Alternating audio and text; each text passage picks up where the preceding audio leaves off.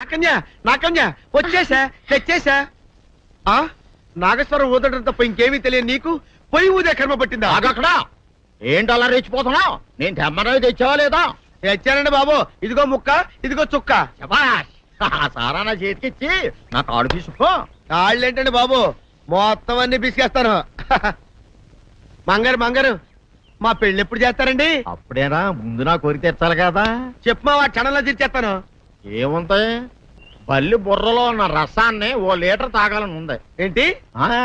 ఎద్దు కన్ను, దున్నపోతు గుండె, గుర్రం నాలక ఇవన్నీ తీసుకొచ్చి శనికాల మీద వేసి రంగరించి ఉప్పు కారం జల్లి కటకముక్క మాంసం తీసుకొచ్చి దీంట్లో కలిపి ఉడికించి బటన్ అదేంటమ్మా తిమింగలం మాంసం, అదే తిమింగలం పాలతో చేసిన పాయసంతో కలిపి తింటా నా సామి రంగా. బాబు గారు అయ్యా, ఇదేం బాలేదయ్యా. ఏంటని అనేది? ఈ బుల్లోని మరీ అంత ఏపుతుండే ఏం బాలేదు. ఏంటే ఆయన చూసిన తర్వాత నీ మనసు దిల్కుష్ అయిపోయిందా? అవునయ్యా, ఆ బుల్లోని ఏడిపించింది చాలు గాని మా ఇద్దరికి ముడిట్టే. నీకు ఇష్టమైతే నాకు ఇష్టమే అమ్మడం. ఆ నువ్వు సంగతి మర్చిపోకు. నువ్వు నాకు కనివైన బేమలో ఉన్నాడు. నీ పెళ్లి అయ్యాక కొంతకాలం సంసారం ఏదాకా అనేదే బేమలో ఉంచాలి, లేకపోతే నీ బతుకు అదిగో అలా బూడిదిపోలు అయిపోతాయి.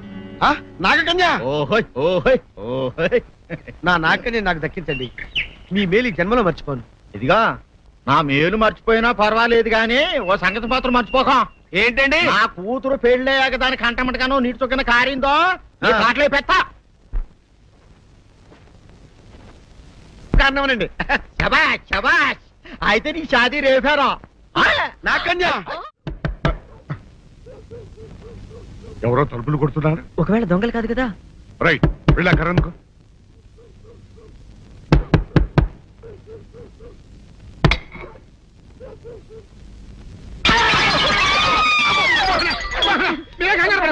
ఇది మా అబ్బాయి బుల్ రాజు, చనిపోయింది రాజుని. మరి ఏమిటి ఇలా వచ్చారు?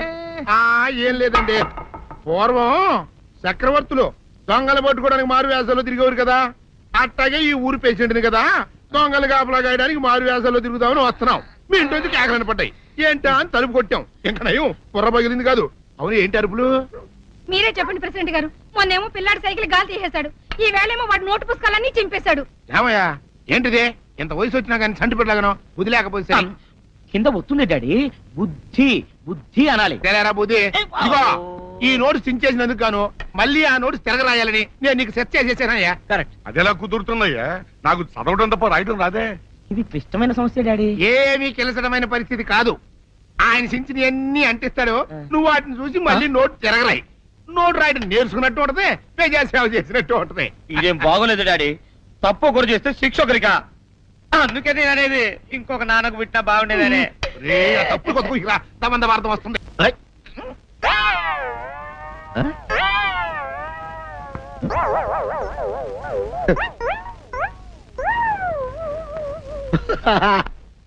అల్లుడు గారు, ఇదేంటండి ఎవరో చచ్చిపోయినట్టు దిగాలుగా కూర్చున్నారేంటండి? మావా అల్లుడు అల్లుడు, నా బేటీకి బేటీకి ఏమీ కాల. 300 కప్పలు తిన్న పావులాగా నిగడ తీసుకొని పడుకొని ఉంది. చూపిస్తా పద. చూడు.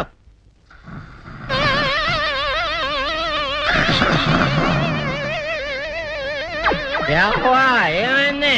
పొద్దున్నే 10 కోడిగుడ్లు 10 లీటర్లు పాలు తాగటం, తెల్లకిలా పడుకోవటం. మధ్యాహ్నం బండి అన్నం తింటాం, తెల్లకిలా పడుకోవటం. రాత్రి వరకు ఇదే పరిస్థితి. మధ్యలో కర్ర తీసుకుని కొట్టినా లేవదు. మా అమ్మ ఇంటి పని చేయదు, నా ఒంటి పని చేయదు. దీంతో చస్తున్నానంతే. ఓహో, అంతే కదా, అర్థమైపోయింది, సమజైపోయింది. అల్లుడు, నీ కష్టాన్ని స్థితిలో తీర్చేస్తా. ఆమె ఉందా? గోల్డ్ ఎంత ఉంది? 3 సుక్కలు చాలు.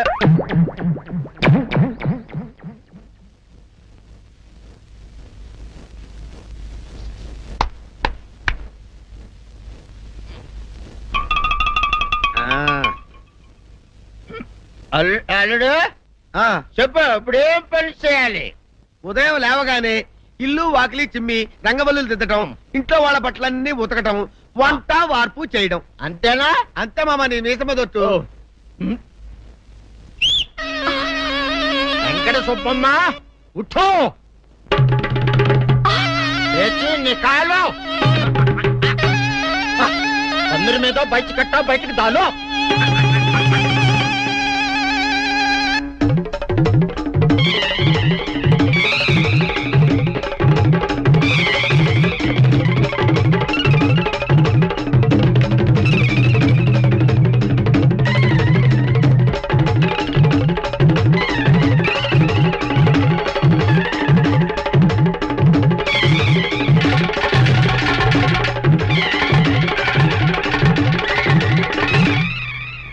అచ్చా అచ్చా ఇప్పుడు బయటనా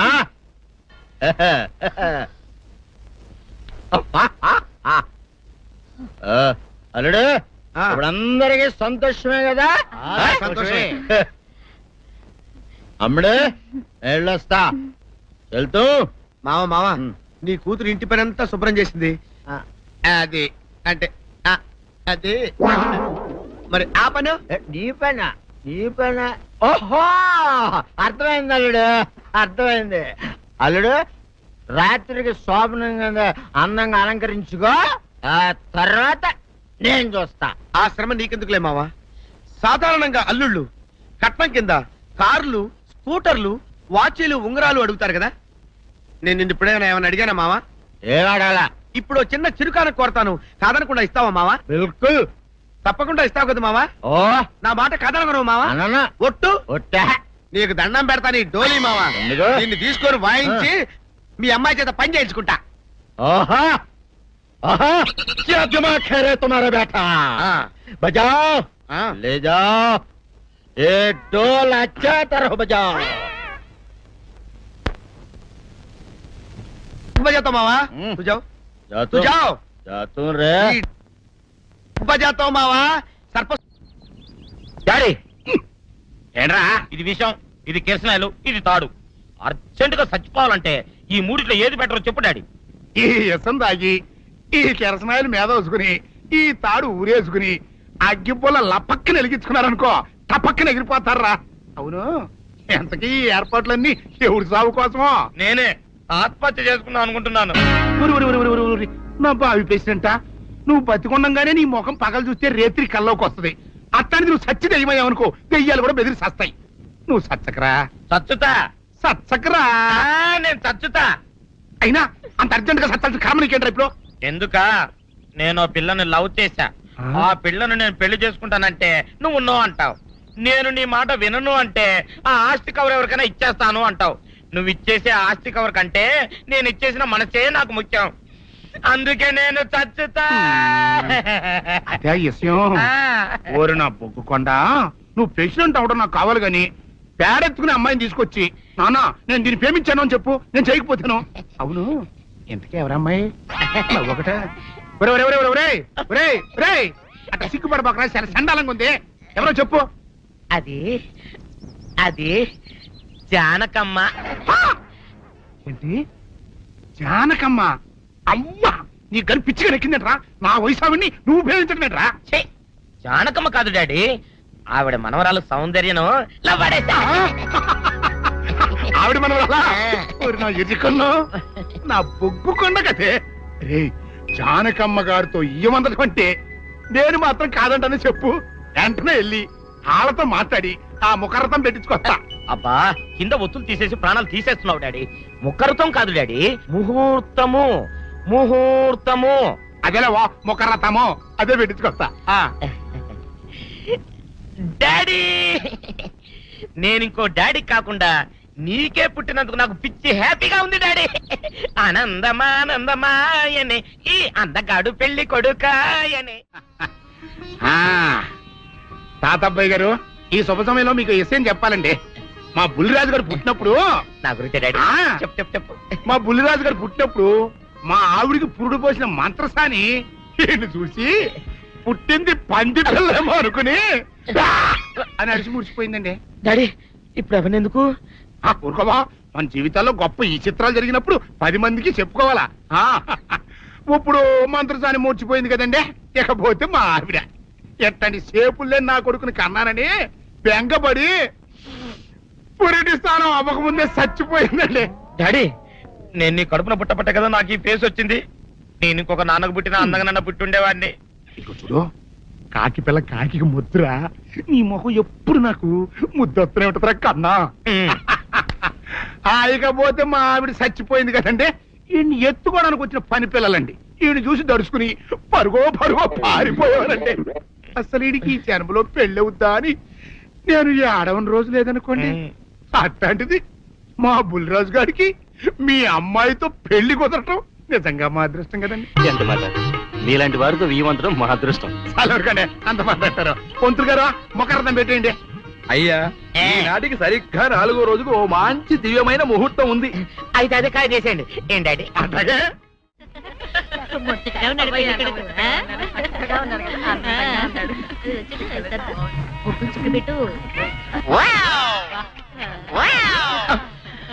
ఇదేమిటి, ముక్క మీద నల్ల చుక్క కదా పెట్టాలి, తెల్ల చుక్క పెట్టారేమిటి?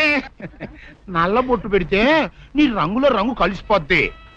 నువ్వు పొగ్గుకుంటావు కదా.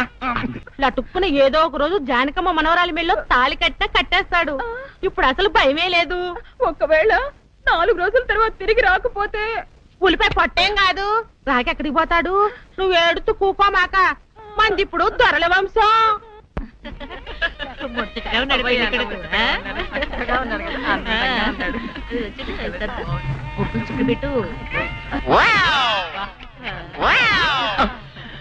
ఇదేమిటి, ముక్క మీద నల్ల చుక్క కదా పెట్టాలి, తెల్ల చుక్క పెట్టారేమిటి? నల్ల బొట్టు పెడితే నీ రంగులో రంగు కలిసిపోద్ది. నువ్వు పొగ్గుకుంటావు కదా, అందుకే నేనే తెల్ల చొక్క పెట్టమన్నా. డాడీ అందరికి కాఫీ టిఫిన్ అవి అందేలేదు చూడు. అదేమిట్రా, కళ్యాణ మండపం ఇంకా రెడీ కాలేదు. ఇటీ తీసుకోండి.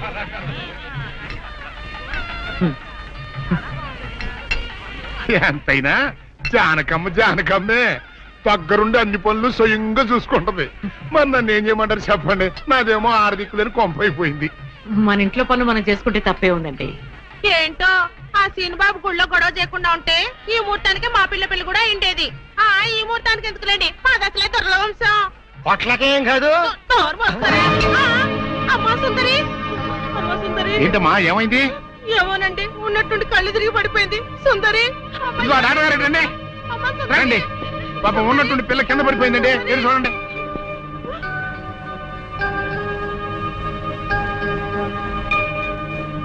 మీరేం కంగారు పడాల్సిన అవసరం లేదమ్మా, అమ్మాయి నెల తప్పింది.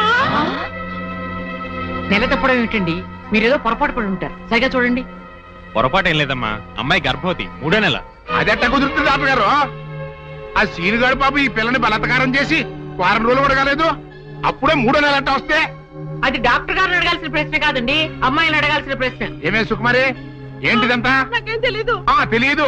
మీరెవరు నాకు కందులు పెట్టినట్టే నేను మీకు రహస్యం చెప్తా. సుందరి కడుపులో ఉన్న బిడ్డకు తండ్రి నేనే. ఏంటా నువ్వు చెప్పేది? ఆపండి, ఇదంతా అబద్ధం. వీళ్ళు చెప్పేదంతా పచ్చి అబద్ధం. నాకెవరితోనూ సంబంధం లేదు. నేను కన్న పిల్లనే. ఛీ, ఊరుకోవే. ఆ వేరేతోన్న మనోడు నిన్ను బలాత్కారం చేసిన తర్వాత కూడా నువ్వు కన్నెపిల్లవి ఎలా అవుతావు? వీళ్ళంతా చెబుతున్నది నిజమే అయితే నువ్వు ఆడపిల్లవే గాని కన్నె పిల్లవెలా అవుతావు? కాదు, నేను కన్న పిల్లనే. నన్ను సీనుబాబు పాడు చేయలేదు. ఏంటి సీనుబాబు నిన్ను పాడు చేయలేదా? మరి అతనే నిన్ను బలాత్కారం చేశారని అయ్యాల పంచాయతీలో ఎందుకు అబద్ధం చెప్పావు? సీనుబాబుని నేను ప్రేమించాను, కానీ సీనుబాబు సౌందర్యని ప్రేమిస్తున్నాడు. సీనుబాబు నాకు కాకుండా పోయాడు అనుకున్న బాధతో నేను చచ్చిపోబోతే, సీనుబాబు నీకు దక్కాలంటే నేను చెప్పినట్టు నాటకం ఆడమంది మా అక్క. అంతేగాని నేను చెడిపోయిన దాన్ని కాదు. సీనుబాబు నన్ను పాడు చేయలేదు. అసలు నేనే తప్పు చేయలేదు. అబద్ధం, దాని మాట లేదు నమ్మకండి. కళ్ళు తిరిగి పడిపోవడంతో ఏదేదో మాట్లాడుతుంది. ఛీ, నోరు మూయ్. మూయవే నీ కప్పనోరు. దాని అమాయకురాలు చేసి నువ్వు ఇంత నాటకం ఆడతావా? ఆ వీరయ్య మనవుడు తప్పు చేశాడంటే నేను నమ్ముతాననుకున్నావుటే? నువ్వు ఆడిన నాటకం నలుగురికి తెలియడం కోసమే నేను ఇలా నమ్మినట్టు నటించాను. ఏమిటే కూసావు? నీది దొరల వంశమా? ఏది మళ్ళీ ఇంకోసారి కూతకోయి నీ పళ్ళు రాలకొడతాను, జాగ్రత్త. వాసిని అమ్మ కడుపు మారా. నువ్వు చెప్పిన మాటలన్నీ నిజమని నమ్మి బంగారు లాంటి కుర్రోణ్ణి అనరాని మాటలన్నీ అన్నాను కదంటే, మచ్చలేని నా పంచాయతీ ప్రెసిడెంట్ పోస్ట్ లో తప్పుడు తీర్మానం చేశాను కదంటే, అయితే ఇప్పుడు అందరి ముందు సరైన తీర్మానం చెబుతున్నాను. ఏరైదురా మనవడు నిర్దోషి అని తేలిపోయింది కాబట్టి ఈ సప్పిడి సుకుమారి చెల్లెల్ని ఆ బాబు పెళ్లి చేసుకోవాల్సిన అవసరం లేదు. అంతేకాదు ఈ సప్పిడి సుకుమారి తను చేసిన తప్పుకి ఈ గ్రామ పంచాయతీకి 10,000 రూపాయల జరిమానా కట్టాల్సిందే. అమ్మ జానకమ్మ, నీ మూలంగా నేను చేసిన తప్పు దిద్దుకునే అవకాశం కలిగిందమ్మా. నీ మేలు మర్చిపోలేను. సుందరి,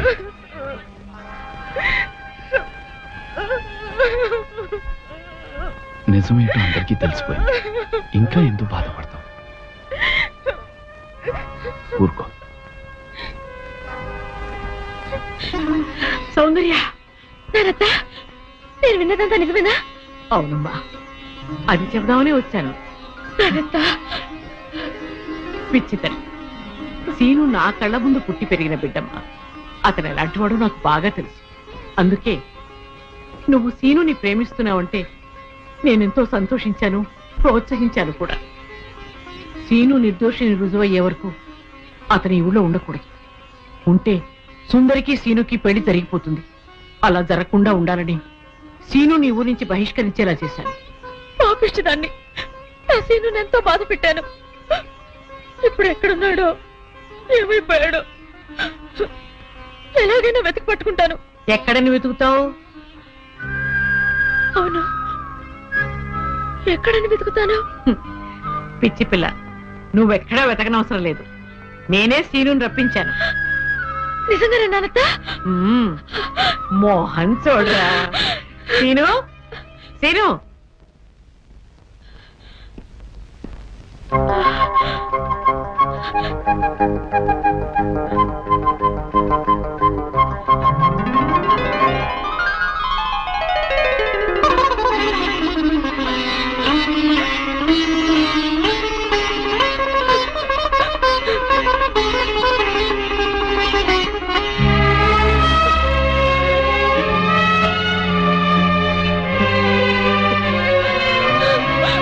సుందర్య,